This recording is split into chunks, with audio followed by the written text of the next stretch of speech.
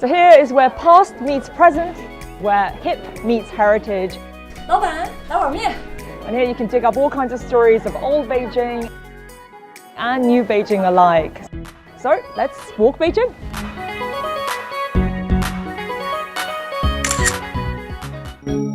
If you haven't been to the hutongs, then you haven't really been to Beijing.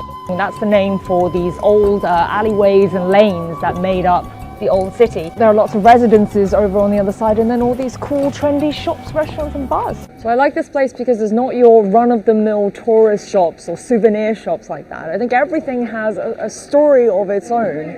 Like this one, Plastered 8. And they're pretty famous in Beijing already amongst expats and locals for their very well-designed t-shirts. Let's go have a look. 你好，阿姨。啊，你好，美女。阿姨，您这个店开了多久啊？我们这店是06年开的，而且是南锣鼓巷的第一家店。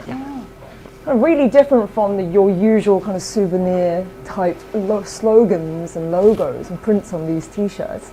So the owner is British, and the owner designed this. So these are all things that it has attracted him to Beijing, and a lot of the quintessential Beijing stuff. I'm gonna try on some of these.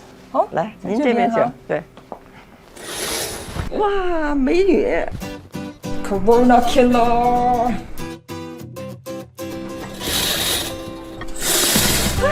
That's better. It's nice and warm, very cool. Quite street. And this is a cool design here. 那凉快 Magic. 在哪儿待着 An old Beijing phrase for just get out of the way. It literally means go wherever it's cold and cool. I love walking down these hutongs because you just never know what you'll come across. And actually, if you go down some of these lanes, you take a little step away from some of these trendy, cool shops and all the lights, then you see so much history of Beijing right here. I mean, you'll find old residences of famous artists like Qi Baishi, for example, or you might find even the old residence of the last empress of China, Wanrong. So we're going to go down this hutong here.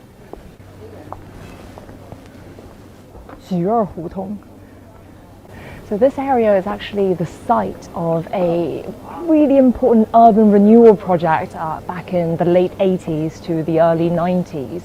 And around that time, Beijing was fast developing, and the population density, the traditional homes that people would live in, these kind of one-story courtyard homes, just simply wasn't going to be enough to accommodate this expanding population. So one famous architect, Wu Liangyong, from Tsinghua University, he stepped in, he sort of spearheaded this project where he would try to renew these homes based on the existing structures that they have and turn them into something that would suit modern purposes.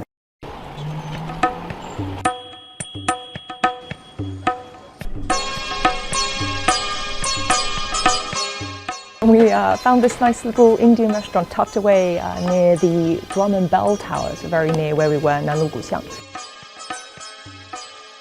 So the food is here. We have the food, and I'm not eating by myself this evening either. I have the restaurant owner here to accompany me throughout this meal, Mr. Chen. This looks really good. So some of these things I haven't had before, so including this. Tandoori. Wow, so this is Tandoori paneer tikka. Well, all for me. Wow. 那我就开吃了，是吗，们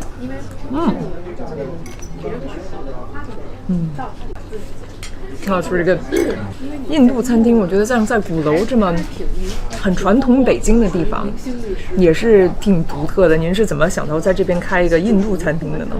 古老的这个印度的这些菜，和这个还是觉得在这个地方啊，只有像北京像鼓楼这个老区才能接住这么重的这种文化，所以两种它 fusion 起来感觉还气氛还对。那16年了，您觉得鼓楼这边变化大吗？哎呦，那变化可大了。最大变化应该你看到这些胡同啊、街道越来越整洁吧。它在整洁的同时，您觉得有没有就是在文化方面或者老北京的方面，就有没有流失掉什么？我觉得它这个流失的话，我觉得这种东西是必然的。你改，因为原来的那种环境啊，看起来好像你像保护这种文化是吧？就这东西你看你两边看，比如印度你说那种乱呀，它那些贫民窟啊、旧街区应不应该保护？最重要的是让就是住起来舒服，先要解决这个我觉得功能性的问题。We talk about preserving history, preserving so much of the culture, but at the same time, you've got to think about how to make it more livable for the residents, how to make it more accessible. I think I'm really lucky today. Not only getting a good meal and a lovely conversation, it's great to eat with you. 好，谢谢。谢谢陈老板。